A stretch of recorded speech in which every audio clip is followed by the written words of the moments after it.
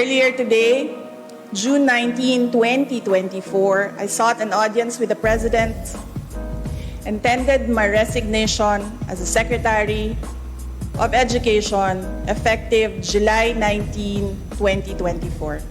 I have given my 30-day notice to ensure the proper and orderly transition for the benefit of the next Secretary.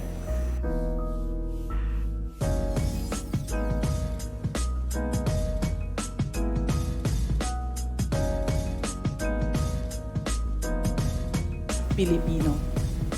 Hindi man ako ang tumatayong kalihim ng edukasyon, mananatili akong isang ina na nagmamatyag at titindig para sa kapakanan ng bawat guro at bawat mag-aaral sa Pilipinas.